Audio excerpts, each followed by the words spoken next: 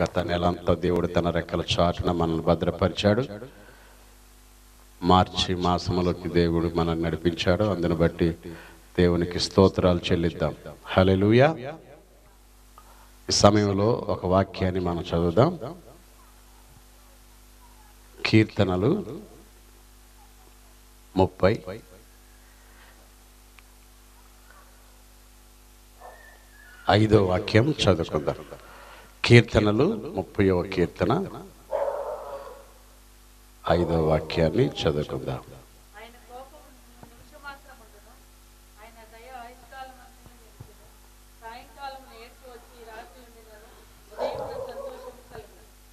Okay,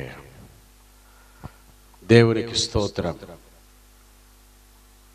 కీర్తనలని అధ్యాయాలు అని మనం పిలవకూడదు, ఎందుకంటే ఇవి చాప్టర్స్ కావు, ఇవన్నీ పాటలు, సాంగ్స్ అన్నమాట. సో చాలామంది 30వ అధ్యాయము 31వ అధ్యాయం అంటారు. సో ఎప్పుడైనా మీరు చదివినప్పుడు కీర్తనల్ని అధ్యాయం అని చెప్పకూడదు, ఎందుకంటే ఇవన్నీ పాటలు. ఓకే, ఈ 30వ కీర్తనలో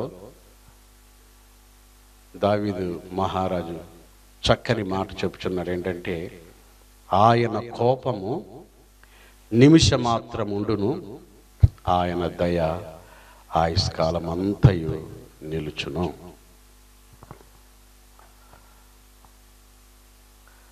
మీరు ఎప్పుడైనా విన్నారో లేదో నాకు తెలియదు, కానీ నేను చాలాసార్లు విన్నాను.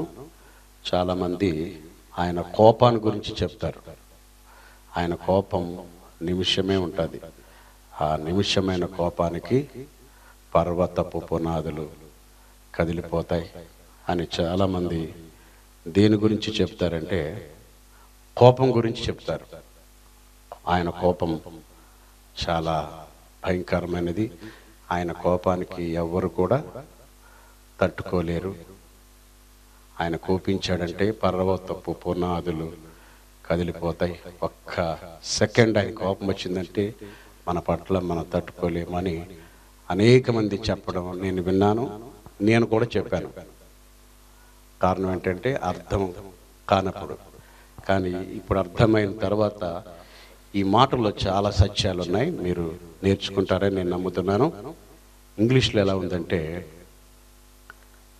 His angry his wrath endureth and a moment అనే మాట వాడబడింది. ఒక్క మూమెంట్ అలా వస్తుంది అన్నమాట. ఆయన కోపం అలా వస్తుంది. ఆయన కోపం ఒక్క నిమిషం అలా వస్తుంది. కానీ రెండో లైన్లో ఉన్న మాట ఏంటంటే, ఆయన దయ ఆయుష్కాలమంతా ఉంటుందని లేఖనం సెలవిస్తుంది. ఇంగ్లీష్లో చక్కగా ఉంది. ఏ మూమెంట్ ఈజ్ యాంగర్. నిజంగా చెప్పాలంటే ఆయన కోపము ప్రజల మీద లేదు. దేవునికి కోపము ప్రజల మీద లేదు. దేవునికి దేని మీద ఉందంటే కోపము పాపం మీద ఉన్నది. చూడండి, మనము మన పిల్లల మీద కోపడతాం. మన పిల్లల మీద కాదు కోపం, మన పిల్లలు చేసిన దాని మీద మన కోపం ఉంటుంది. ఓకే, సో దేవునికి నిజంగా చెప్పాలంటే ప్రజల మీద కోపం లేదు. దేని మీద ఉంది? పాపం మీద ఉంది అన్నమాట. సో హీఈస్ నాట్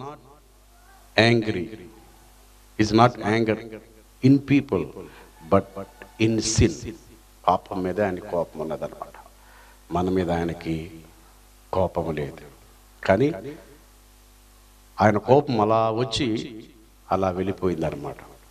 ఆయన దయ ఆయుష్కాలం అంతా నిలిచినని లేఖనాల్లో మనం చూస్తున్నాం. దేవునికి మహిమ కలుగును గాక. హల్లెలూయా.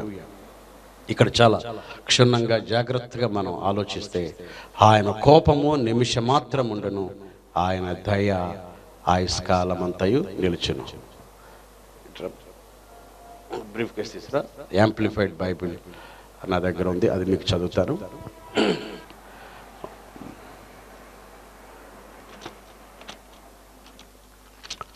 Psalm 30 verse 5 30వ కీర్తన 5వ వాక్యం.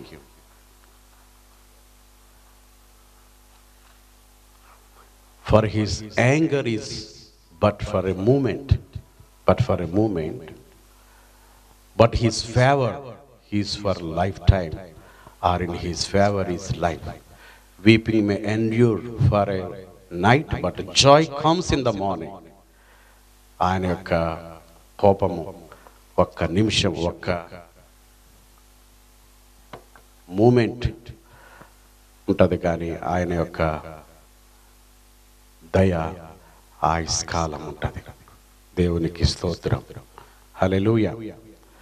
చూడండి, దేవునికి మనుషుల పైన కోపం లేదు, కానీ పాపము పైన ఆయనకు కోపం. అందుకనే 2 కొరింథీ 5వ అధ్యాయము 21వ వాక్యం మీరు గమనిస్తే, 2 Corinthians 5 chapter verse 21, అక్కడ ఏమని రాయబడి ఉందంటే, చదవండి ఎవరైనా. ఎందుకనగా మనము ఆయన యందు దేవుని నీతి అగునట్లు పాపమెరుగని ఆయనను మన కోసము పాపముగా చేసెను. చూసారా, పాపమెరుగని ఆయన మన కోసం ఏమయ్యాడంటే పాపగ్రహిగా మారిపోయాడు. దేవునికి మనుషుల పైన కోపం లేదు. దేవునికి దేనిపైన కోపం ఉంది? పాపం పైన కోపం ఉంది. అయితే దేవుడు 2000 సంవత్సరాల క్రితము సిలువ పైన మన పక్షంగా, మన యొక్క ప్రతిగా, మన స్థానంలో ఆయన పాపిగా మారాడు. మనల్ని నీతిమంతులుగా చేసి ఉన్నాడు. దేవునికి స్తోత్రం. యేసయ్య సిలువ మీద వేలాడినప్పుడు, యేసయ్య సిలువ మీద క్రూసిఫై అయినప్పుడు, యేసయ్య when he was crucified, your sin was crucified. నీ పాపము ఏం చేయబడిందంటే సిలువ వేయబడ్డది.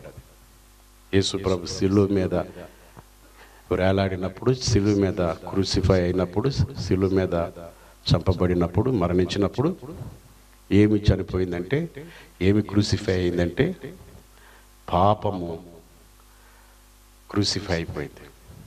when Jesus was crucified, your sin was crucified.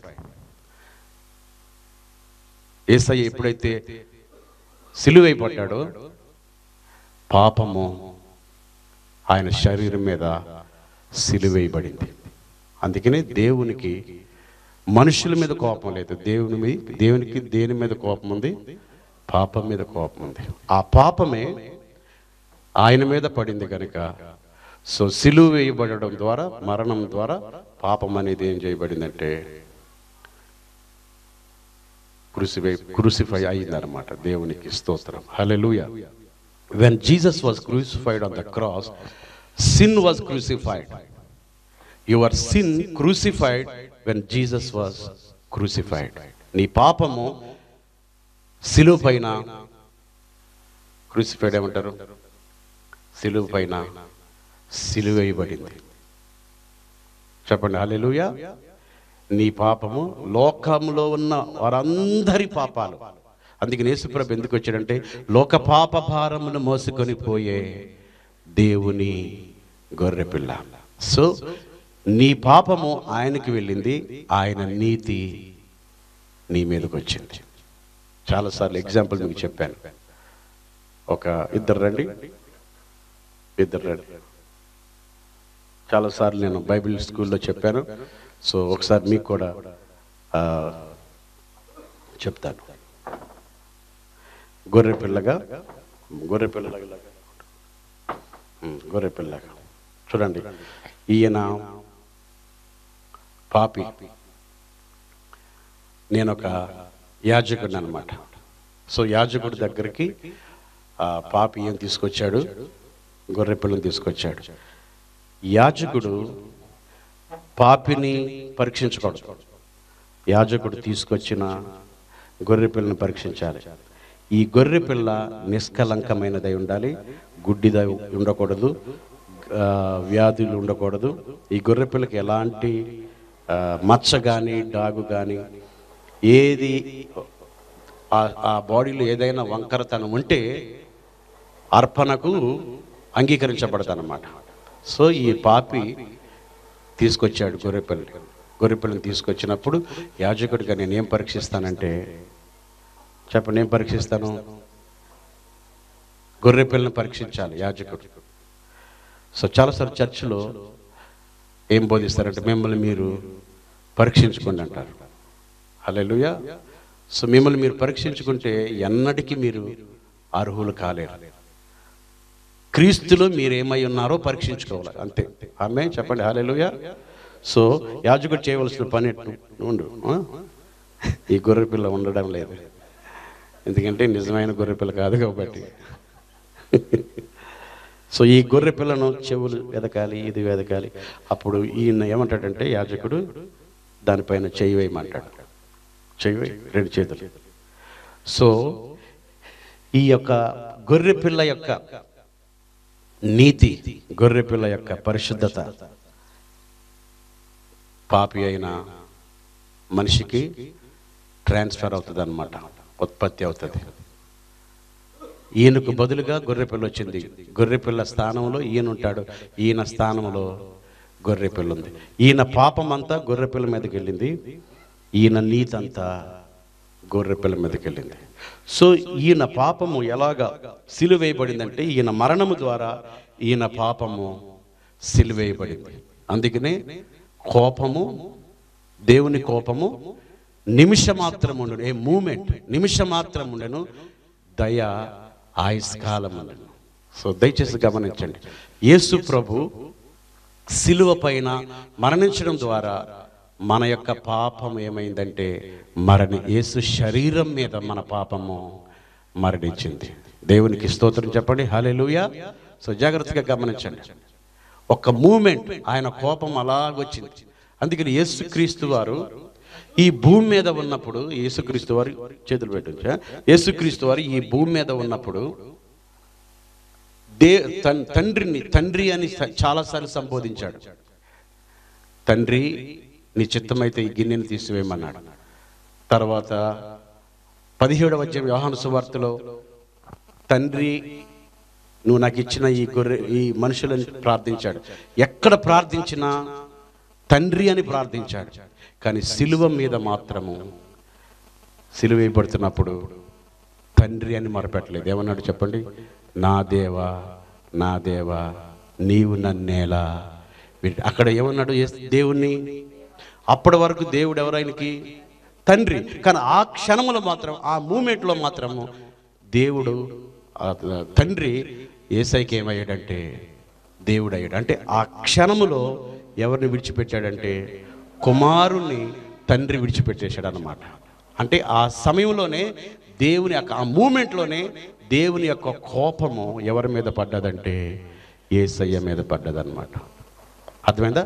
ఇప్పుడు యేసయ్య మీద దేవుని కోపము పడగానే ఆ ఒక్క నిమిషంలోనే ఆయన ఏమని ప్రార్థించాడంటే దేవా దేవా నీవు నన్నేలా విడనాడితివి. ఆ ప్రాణం విడిచిపెట్టేసింది. అంటే దానికి అర్థం ఏంటంటే ఆ ఒక్క నిమిషమైన కోపము, ఆ మూమెంట్ కోపము ఎవరి మీద పడ్డది చెప్పండి? యేసయ్య మీద పడ్డది అన్నమాట. ఇప్పుడు యేసయ్య దేనిని తీసేశాడంటే మన పాపాన్ని తీసివేశాడు. ఇప్పుడు మనిషి మీద ఉన్న ఒక నిమిష కోపము యేసయ్య మీద పడ్డది. ఇప్పుడు మనిషికి మిగిలింది ఏంటంటే మనిషికి నిలబడింది ఏంటంటే ఆయుష్కాలం దయ. హల్లెలూయా. చప్పట్లు కొట్టండి హల్లెలూయా. ఓకే, ఇప్పుడు కోపం వచ్చిన తర్వాత మనకి చాలా ప్రేమ వస్తుంది. కుర్రను కొట్టేస్తాం, కొడితే పొరపాటున కన్ను తగిలింది అనుకోండి, అప్పుడు నా బాబు కదరా, నా బంగారం కదరా అని వాడిని రోజంతా ఏం చేస్తాం చెప్పండి? ఓకే చెప్పండి. కోపం వచ్చి కొట్టిన తర్వాత పొరపాటున వాడికి చెయ్యి గాయం అయితే ఇంకా 10 రోజుల వరకు నువ్వేం చేస్తావంటే వాడికి అడక్కముందే చాక్లెట్. హల్లెలూయా. అంతేనా కదా? చెప్పండి. అప్పుడు విషయం ఏంటంటే ఆడు కొట్టినందుకు వాడికి మేలు జరిగింది. హల్లెలూయా. ఆ కోపములో ఎక్కడో తగులుతుంది. ఆ తగిలిన తర్వాత ఇంకెప్పుడు నేను నిన్ను కొట్టనని. కోపం తర్వాత మిగిలింది ఏంటంటే చెప్పండి, ప్రేమ. ఇప్పుడు దేవుని కోపము ఒక్క నిమిషం ఎవరి మీద పడ్డది? యేసయ్య మీద పడ్డది. యేసయ్య మన కోపాన్ని, ఆ నిమిష కోపాన్ని భరించాడు కనుక నీకు లైఫ్ టైం దయ.